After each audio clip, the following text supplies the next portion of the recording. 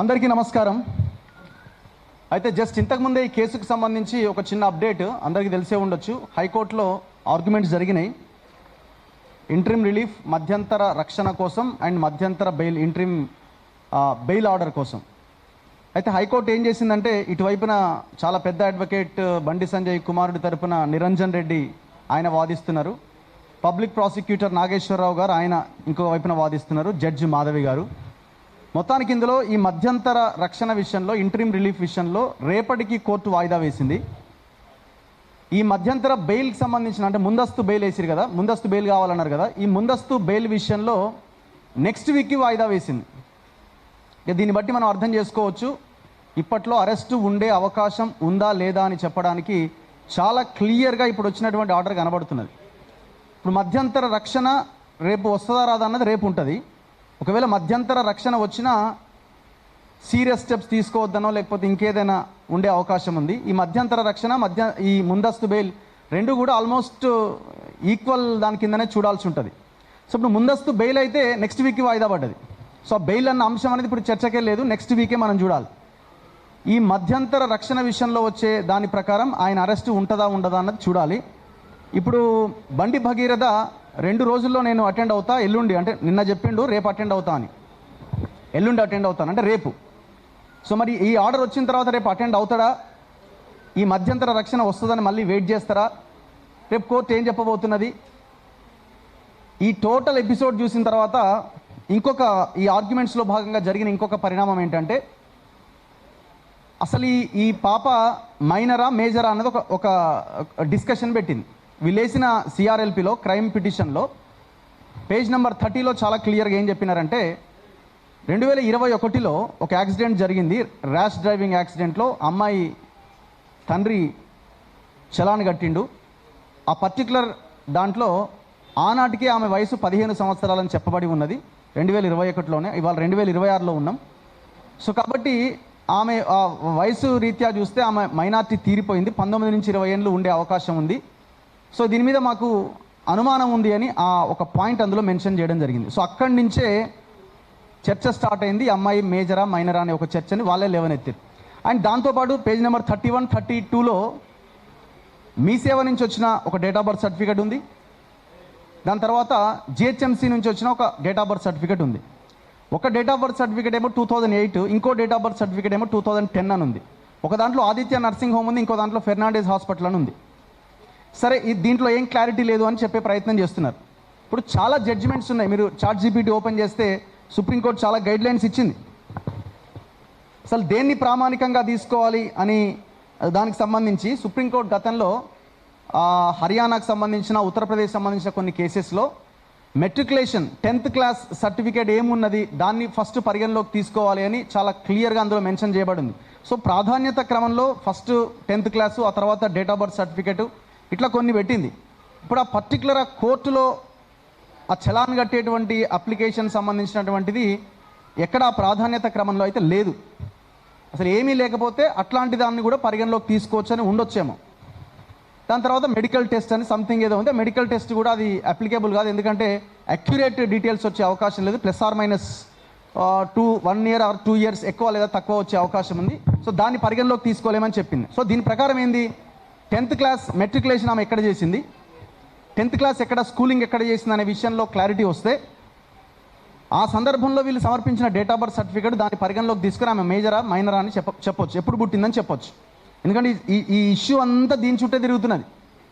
ఇప్పుడు జడ్జి గారు ఏమన్నారు, ఆమె కోర్టులో సబ్మిట్ చేసిన ఇది వీళ్ళు ప్రొడ్యూస్ చేస్తారు కాబట్టి ఇది కూడా కీలకమని ఆమె చెప్పే ప్రయత్నం చేశారు. సో ఇటువైపున మరి గవర్నమెంట్ ఏం చేయాలి అప్పుడు? ఇప్పుడు ఆ అమ్మాయి మీద కేసు, అమ్మాయి తల్లి కేసు ఎప్పుడు పెట్టింది? ఆ రోజు నుంచి ఈ రోజు వరకు పోలీసుల దగ్గర, ప్రభుత్వం దగ్గర ఆ అమ్మాయి మైనర్ అని చెప్పడానికి ఇంతవరకు ఒక అప్లికేషన్ సంపాదించలేకపోయినారా? మళ్ళీ కోర్టు ఏమని చెప్పింది ఇంతకుముందు హైకోర్టులో, అసలు ఈ అమ్మాయి మైనర్ అని చెప్పడానికి మీ దగ్గర ఏం డాక్యుమెంట్స్ ఉన్నాయో ప్రొడ్యూస్ చేయండి అన్నది. ప్రభుత్వం ఏం చేయాలా? ఇదిగో అప్లికేషన్ అని కోర్టు ముందు పెట్టాలి. మరి ఇంతవరకు మీరు అసలు అమ్మాయి ఏంటి అనేది కూడా తేల్చలేకపోయినారంటే నేను ఇక్కడ ఏం చెప్పదలుచుకున్నా, మీరు కలిసి ఈ కేసును పక్కదారి పట్టిస్తున్నాడు అర్థమవుతున్నది. సింపుల్గా మీరు కేసు ఆల్టర్ చేసినామని చాలా పెద్ద ఎత్తున చెప్తున్నారు, కానీ కేసు ఆల్టర్ చేస్తే మరి అరెస్ట్ కావాలి కదా. అంతకుముందు 73 or 74 బెయిలబుల్ సెక్షన్స్ పెట్టారు, దాన్ని ఆల్టర్ చేసి సెక్షన్ 5 of 1 రెడ్ విత్ 6ని యాడ్ చేశారు.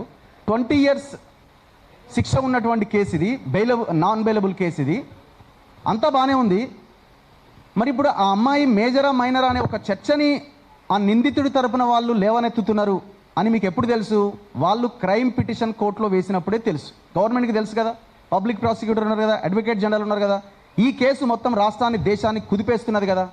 మరి ఈ చిన్న పాయింట్ని మీరు ఇమీడియట్గా స్కూల్కి వెళ్ళో ఇంకో దగ్గరికి వెళ్ళో అప్లికేషన్ డేట్ ఆఫ్ బర్త్ని క్లారిఫై చేసి లోకల్ ఎంఆర్ఓ ఆఫీస్తో ఇంకొక సర్టిఫికేట్ తీసుకొని దాన్ని తీసి కోర్టు ముందు ప్రొడ్యూస్ చేస్తే ఇవాళ అసలు ఆడ జడ్జిమెంట్ వచ్చేది కదా. ఏమనేది కోర్టు? క్లియర్గా ఎంఆర్ఓ ఇచ్చిన తహసీల్దార్ ఇచ్చిన రిపోర్టే ఉంది కదా అని కోర్టు అనేదేమో. ఇప్పుడు మళ్ళీ దీన్ని కాలయాపన అనమాట. మీరు తేల్చండి అంటే మళ్ళీ 2 రోజులు. దీన్ని బట్టి ఏమర్థమవుతుంది?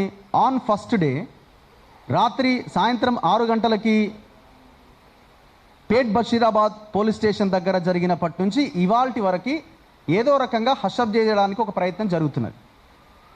అక్కడ 6 గంటలకు వెళ్తే రాత్రి 12:45 దాకా ఆమె అక్కడే ఉన్నది. నేను మాట్లాడిన ఎస్హెచ్ఓతో ఆ సందర్భంలో 10 గంటలకి 11 గంటలకి 11:30కి నేను చాలా సందర్భాల్లో అక్కడ ఎస్హెచ్ఓతో మాట్లాడడం జరిగింది. అయిపోయింది 5 నిమిషాలు. అరే మీరు కేసు పెడతారో పెట్టరో, వాళ్ళు మీకు కంప్లైంట్ కాపీ ఇచ్చారు, దాని మీద ఒక స్టాంప్ వేసి ఇచ్చేయండి, వాళ్ళు వెళ్ళిపోతారు కదా. ఈ రాత్రి దాకా ఆ మహిళను అక్కడ పెట్టుకుంటే ఎట్లా? మహిళా పోలీసులు కూడా అక్కడ లేరు. 5 నిమిషాలు అని దాదాపు 12:40 దాకా వెయిట్ చేయించి ఇది అయ్యేటట్లేదని అప్పుడు స్టాంప్ వేసి పంపించారు. తెల్లారి బయటికి రాదనుకున్నారు, వచ్చిన తర్వాత ఇంత పెద్దదైంది. ఇప్పుడు ఎవరి కిందికి నీళ్ళు వచ్చినాయి? బండి సంజయ్ కిందికి. ఇప్పుడు బండి సంజయ్ వాళ్ళ కొడుకు కిందికి ఏమొచ్చినాయి? కానీ రేవంత్ రెడ్డి కిందికి నీళ్ళు వచ్చినాయి. ఇప్పుడు ఆయన తడిసి లేచి చూసుకునేది మొత్తం పాయింట్ అంతా తడిచిపోయింది. ఇక నువ్వు ఇప్పుడు దాన్ని కడుక్కోవడానికి కూడా అవకాశం లేకుండా పోయింది. మళ్ళీ గవర్నమెంట్స్ ఇక్కడేమో కాంగ్రెస్, అక్కడేమో బీజేపీ, బద్ధ శత్రువులు, ఐడియాలజీ పరంగా డిఫరెన్స్ ఒపీనియన్స్ ఉన్న పార్టీలు. మరి ఏ రకంగా ఈ కేసులో సహకరించే ప్రయత్నం చేస్తున్నారు, సహకరించుకుంటున్నారు? సో ఇక్కడ తెలంగాణలో అందుకే మనం అంటున్నది, దోపిడీ వర్గాలన్నీ ఒక దగ్గర ఉన్నాయి, ప్రజలంతా ఒక దగ్గర ఉన్నారు, ప్రశ్నించే వాళ్ళంతా ఒక దగ్గర ఉన్నారు. ఇప్పుడు ఇవాళ కోర్టులో జరిగిన పరిణామమే, ఆ కోర్టులో ఈమె మేజర్ అని చెప్పేటువంటి ప్రయత్నం ఈ గవర్నమెంట్, ఈ పోలీసులు చేయకపోవడమే సంథింగ్ ఏదో జరుగుతుందని చెప్పడానికి అక్కడ మనకు అవకాశం కనబడుతున్నది. ఏముంటుంది? మీడియాలో వస్తే వార్త అవుతున్నది. ఒక 10 రోజులు మీడియా మాట్లాడుకుంటే ఎవరు మాట్లాడరు. సింపుల్. జరిగిన ఆందోళనని చూపించాల్సింది మీడియానే కదా. 10 రోజులు ఆపేస్తే, సైలెంట్ అయిపోతే, సో ఇది వాళ్ళ ప్లాన్ ఆఫ్ యాక్షన్ కింద కనబడుతున్నది.